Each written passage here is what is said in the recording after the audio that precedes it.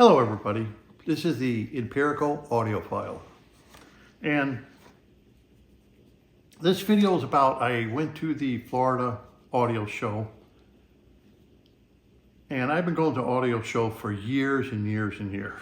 Expona, Florida one, and this was one of those shows that you had good sounding equipment, but unfortunately, as I walk away from these shows, nothing sounded real.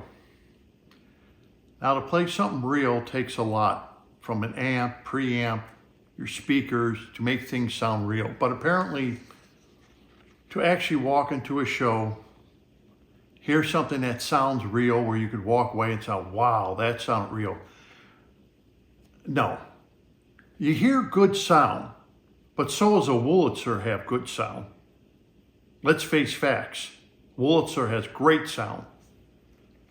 And you would figure that with the older equipment that's being made and the newer equipment's being made, we ought to be there by now. We ought to be able to reproduce sound exactly realism. But when you hear something real, you know it's real. The other day I was in Sarasota and I was walking by a restaurant and I heard a piano. Immediately, I could tell that was a real piano. No question about it. The tonality of it, the weight, the body, the timing. You walk by and at the corner of the restaurant, their guy is playing a piano for the attendees of the restaurant. You can't do that with a stereo. You can't listen to a stereo outside and say, whoa, that's a real drum set, or wow, that's a real piano. We aren't there yet after all these years. What we are right now is we're all with very expensive, extremely expensive equipment that still cannot get you there. They can get you to great sounding systems and good sounding systems, but not realistic systems. I've never had a realistic system I've heard yet. And I've heard thousands of systems. Nothing that I could walk away and say realistic. I've heard systems that can play an instrument realistic, let's say like an electric guitar. Systems, in order to play realistic, have to play loud enough, first of all. And they have to have no distortion when they do play loud, to kind of trick the mind that you're really listening to something that sounds real. So any of these bookshelf speakers just can't do it. That was another thing, is I just watched a video of some bookshelf speakers, and they had the stand. They were like $25,000. Unbelievable. They're just made out of wood. Where are they getting a price of $25,000+ for a pair of bookshelf speakers with a horn and a 6-inch woofer? You know, where are they getting these prices at? If you think about it, where are these manufacturers coming up with these prices? Well, they base their price off of sonically what it sounds like. You're not really paying for, well, you're paying for quality, but when I was at the show, for example, there were speakers like made out of granite, weighing 400 pounds a piece. It's like, really? Really? You know, they were outrageously priced. So this kind of puts the, what I call the Joe Blow of the, stereo world, audiophile world, if I would say that, kind of puts them out of commission, because you can't afford that. You know, I can't afford $25,000+ speakers. I got to buy a car. I got to get to work. I got to feed my family. I got to pay the rent. I got to pay the mortgage. I got to send my kids off to college. I want to take a vacation. I can't be buying $25,000 bookshelf speakers. That's ludicrous. For a lot of us, we think that way. And when you listen to them, you say, yeah, they sound good, but they don't sound real. Where are you going with this? I can tell you lots of systems that sound good. They don't sound real, but they sound good. And it's like, wow, did that sound great? But it doesn't sound real. And you see a lot of reviewers reviewing products today where everything's great. No matter what the product is, it's great. And I call that the stereo review reviewer. And those of you who have been around long enough to know Stereophile, the absolute sound. We used to have a magazine called Stereo Review. It's a defunct magazine now. Everything they reviewed was great. Everything. Any receiver, any amp, anything, everything was great. Well, it can't be. Not everything can be great. It just can't be. Speakers, they all can't be great. They have their flaws. But today's reviewers, if they dare say anything bad about a product, they won't get any more products to review. And that's it. They know the game. How do you trust them? And I watch a lot of videos just like you do. And most of them have something in mind. Those who are selling something are trying to convince you that, oh, you need to buy, a $25,000 amp. And it's like, what? I need to buy a car for $25,000. I can't buy an amplifier for $25,000. But that's just me. There are people out there who make enough money who $25,000 amp doesn't mean. Some of the reviewers out there, they brag. You can just tell they're bragging. Oh, I got $500,000 worth of, equipment behind me, so I can tell if something, they're just bragging on how much they spent. Okay, you spent $500,000 just for amp and preamp and cabling. I can't afford that. It's nice to know, but, that you brag. I got a review here. I'm going to leave out the name of the product, okay? I'm going to read you some excerpts from it. I'm not going to read the whole review, but listen to it very closely. This is about an amplifier. And when I read this, think to yourself, how much do you think an amplifier like this cost for the average Joe Blow? I consider myself to be the average Joe Blow. And it's a shame that us average guys who are in this hobby, the goalposts seem to be so far away that even as you get older and start making more money, you still wouldn't spend the money on equipment that expensive. So I'm going to read you this review. I'm going to leave out the name of the amp, who did the review, who wrote it. I'm just giving you excerpts. And after I'm done reading it, then I'll tell you what the amp is and everything else. Okay? And let me read some of these excerpts for you because it's a good article, well-written review. Okay, it is. By a very well-known writer. Very well-known writer. Okay. For the last 400 years, making the music instruments have tried to make their instruments sound richer and warmer. Now, in the name of accuracy, we feel these qualities are artifacts that require removal. How insulting to Nicole Almonte. These ramifications were inspired by my acquaintance with this amplifier. This amplifier is accurate. Now that's a big word to say that amplifier is accurate. He just states it. This amplifier is accurate. It creates no additional coloration, neither does it sacrifice music, own soul, in order to sound accurate. The amplifier is one of the most exciting audio components I have heard. and it shares with several other components that I've recently been exposed to. Significant advantage on the state of the art. True accuracy. So he's writing about this amplifier, how great it is, how extremely accurate it is.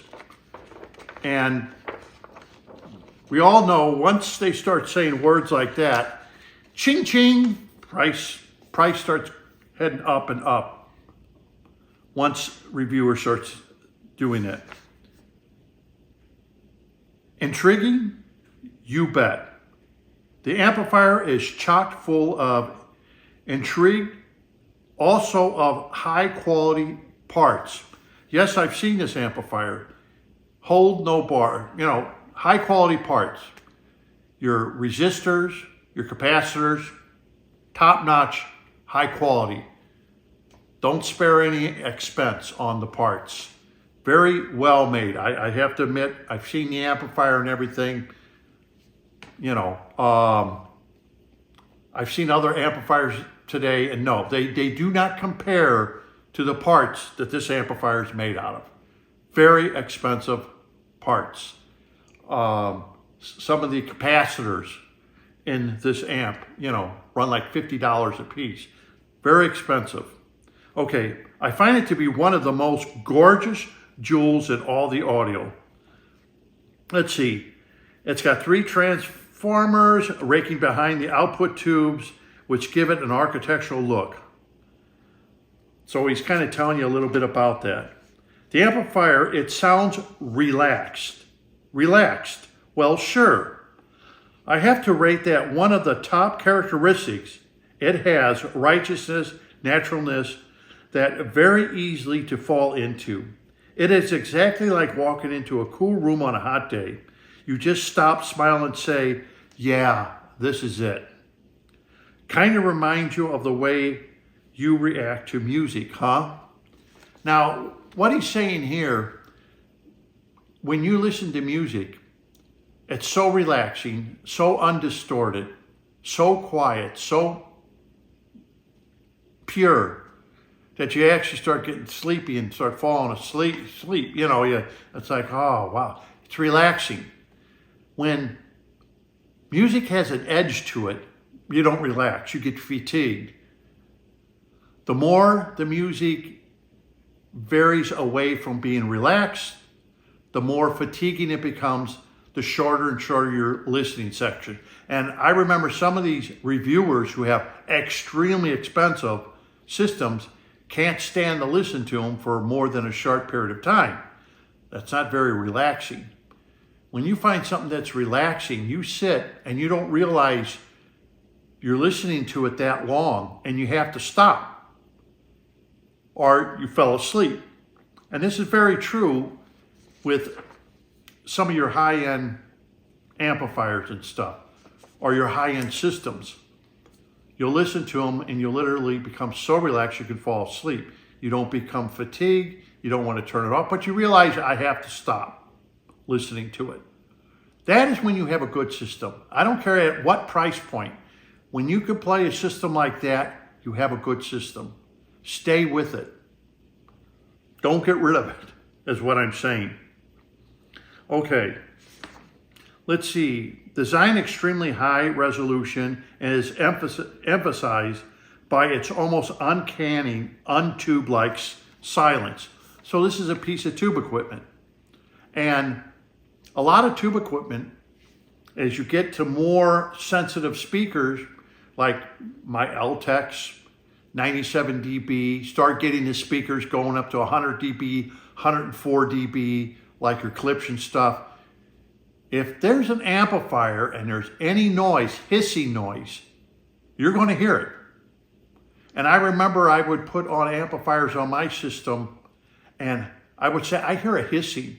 Oh, well, you own those L-Tex. Yeah, they're going to bring out any kind of hissing, especially tube equipment, especially older tube equipment that people are going Google over and Gaga over.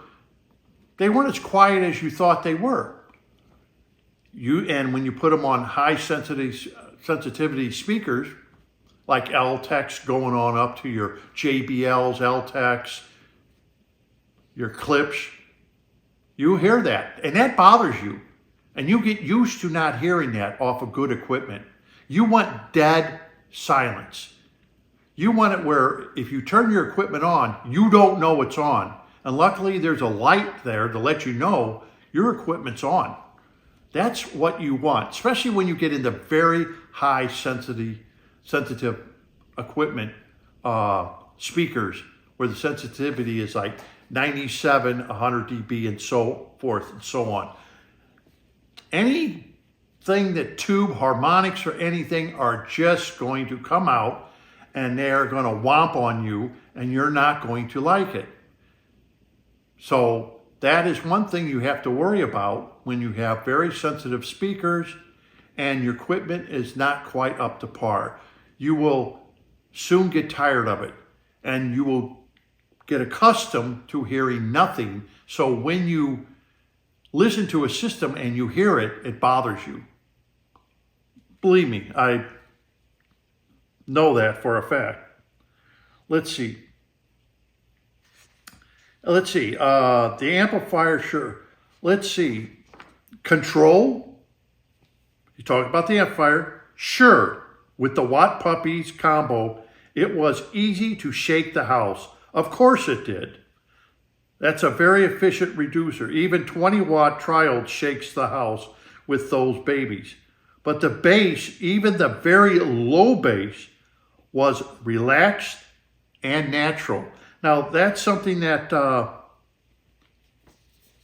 cheaper amplifiers can't produce. And as you get more into being an audiophile, you soon learn this with certain amps or systems that that bass, even low bass, doesn't bother you. It comes out clean, clear, tight, like it's supposed to be. In fact, some people may even say, your system doesn't have much bass. Well, the system goes down to 35 or 30 hertz. It's low enough for most things to register on. Because it's so clean and pure and tight, they say it doesn't have enough bass. That's because they're listening to boomy bass or distorted bass. It's something you have to learn being an audiophile, almost be taught as an audiophile. I'll read you another excerpt from this. Speakers that would logically be paired with this amplifier, such as my reference, Martin Logan's, or ProAct reference speakers, really shone when driven by this amp. The sound from top to bottom was extremely well integrated and coherent. Timberly, this amplifier has no presence at all. It doesn't have a romantic tendency like a lot of your tube amps do, especially your older ones. The signature of so much tube gear, neither does it exhibit the harshness in the upper mid-range and overtone region that distinguishes so many tube products designed to not sound romantic. In other words, some manufacturer will take a tube amp and try to make it sound romantic, you know, lush. Get a Wurlitzer. You know, come on, get a Wurlitzer. If you want lush, romantic, lushy sound, like some of these reviewers are telling you, go out and buy a Wurlitzer. Save your money. You get the lights and everything, and the sound quality is just going to be romantic and lush, just the way you like it. In tandem with speakers that share its lack of coloration, and that offers a speed to match it. So this is a very fast amplifier. And I've heard this amplifier, he's absolutely right. Boom, quick, there, gone. Dead silent. So when the music comes up, it is so intensely fast at special passages where you can literally become shocked. You can jerk. Because it's so quiet, boom, comes and gone. Instantly for a tube amp. That's exactly what you want. You don't want anything lingering. It's got to be dynamic. So yeah, this amplifier, he's right. Well, the Watt Puppies aren't cheap. okay, and they are dynamic. This amplifier was a startling performer. Its low noise, wide bandwidth, and high resolution enabled it to float a stereo image with the best. It threw a remarkable wide sound stage. Now he states in here that not only he mentions a recording. The recording is Dr. John's Going Back to New Orleans. Features, you guessed it, a barking dog in the distance. Not only did the dog appear to be barking on the outer sides of the wall, 5 feet behind my speakers, it also appeared to be 30 to 40 feet beyond the wall. Now, how many people, reviewers, you say, the sound stage is so deep, it's like 30 to 40 feet beyond my wall. That's how deep it is. How many you see today even talk like that with the equipment that they're reviewing? Where, wow, holy cow, it's 40 feet into my wall, the sound stage. Now, this is a top-notch amp he's talking about. Okay, the ability to correctly align complex timing relationship inherent in even the simplest notes. The integration of fundamentals and harmonics allude to another amplifier's strength. It's fast. This is where the high resolution of the 6550 tubes most obvious pays off. Its ability to sort out low-level details, complex passages, and make it easy to determine exactly what's going on. Absolutely. I've heard this amp very low. This amp will even bring out, if a bow is hit something, it will bring out nuisances that you probably never even heard from a tube amplifier. Where you may get this in solid state amplifiers, but to actually hear this low level of detail, or a chair, I've even heard chair squeak with this amplifier. It's like, wow, why didn't they redo it? Well, I guess if they're taping, someone moves in their chair, makes a little squeak, they're not gonna, okay, cut, let's start the whole thing over again. But this amplifier will bring it out. Okay, so what's the point? It should be obvious that I hold this amplifier in high esteem. I've done little here, but rave about it. Is it perfect? Of course not. But neither is anything else out there. For my taste, listening to the music that I listen to at the levels I listen to them at, I haven't heard its equal, much less its superior. Now that's making a very big statement, where you can make a statement about an amplifier and there's nothing that equals it and there's nothing that's superior. And we all know that there's some pretty expensive $25,000, $27,000 tube amplifiers and stuff out there, and yet you cannot hear its superior or its equal. That's a pretty bold statement when a writer says that. Let's see. I can't imagine life without the amplifier. So perfectly do its strength and my listening prejudice mesh. I've looked longingly at the siblings of this amplifier, but spend more time fantasizing about how well this amplifier would be paired as a monoblock. Okay, kind of ends it as that. But the very end is, if you got the bucks, you just have to audition this amplifier. You'll thank me for it, really. So this whole review that he talks about, pretty raving review, wouldn't you say, for someone to make comments like that? Haven't heard its equal, anything else. Now, we listen to a lot of reviews today. They never mention anything about something being as great as what this writer is. This writer here is Wes Phillips, very well-known writer from Stereophile. And the article I just read to you is from Stereophile. The problem is, here's the problem. Problem is it was written 29 years ago.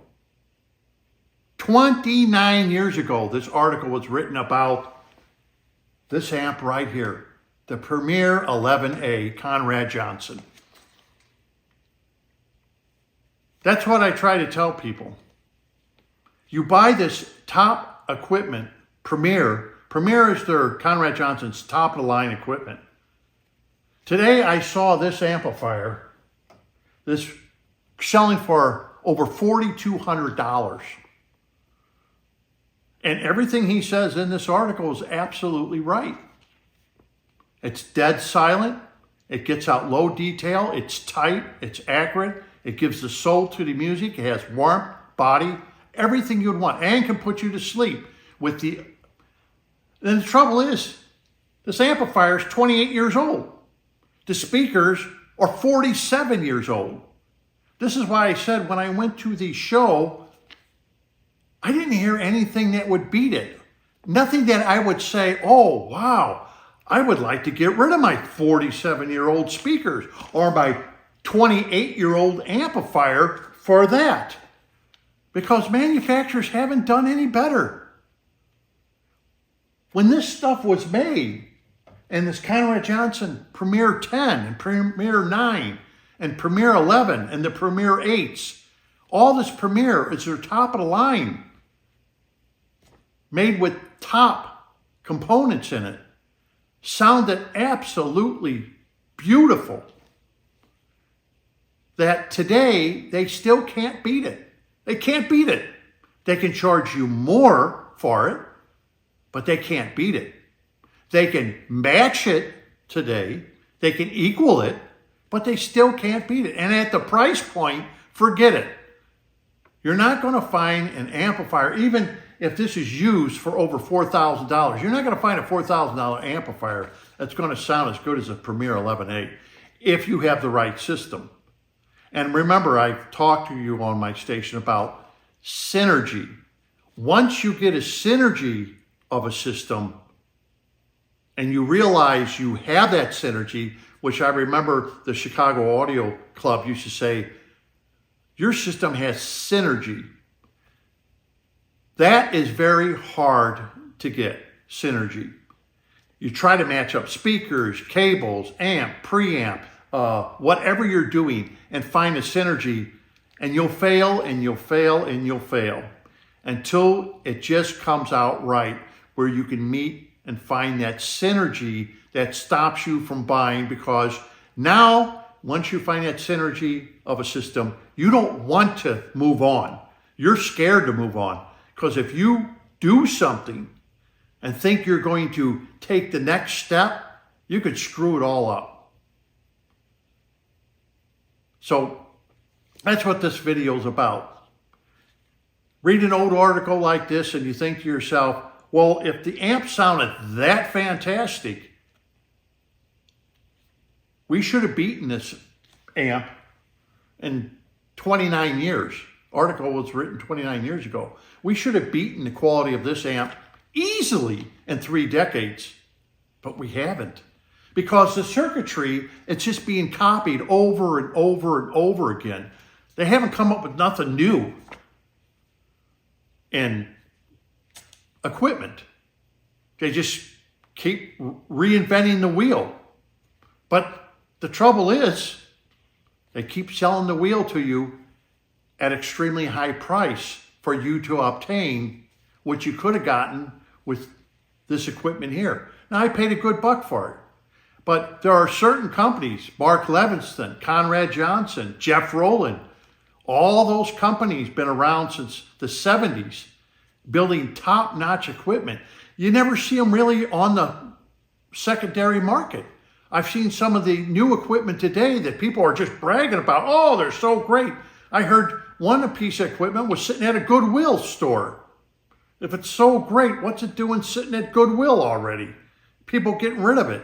People don't get rid of equipment like this. It's barely being sold. Barely. The better shape it's in, the higher the price goes. You know, you may see L-Tech speakers being sold, but they're in pretty crappy shape, you know. And first thing people do is all the crossover. And you think about it, I go to these shows, I'm really, really desperate and try to hear something that sounds better. And all I do is hear different. And then I'm seeing $25,000, $30,000 bookshelf speakers. Are you kidding me? What are these things, gold line? You know, yeah, they sound good. I'll admit it, they sound good, but so does the Wurlitzer sound good. But not for that price. Anyhow, until next time, this is the Empirical Audiophile. And thank you for watching. Don't forget to subscribe, because I tell it the way it really is.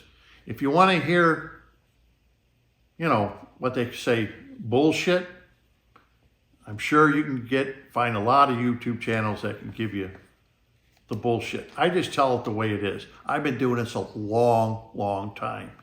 I've been around the block a few times. I tell it exactly the way it is. There's no equipment today. I feel sorry for the new audiophiles today, because it's just getting more and more expensive, and they blow so much smoke up everybody's rear end with, hand-to-hand point, wiring. And this is all just, you know, made in China stuff, where people are buying made in China stuff, and then it's made like garbage. You know, it's not going to last. It's not going to have any value to it when it gets older. Nobody's going to want it. So until next time, this is the Empirical Audiophile. Happy listening.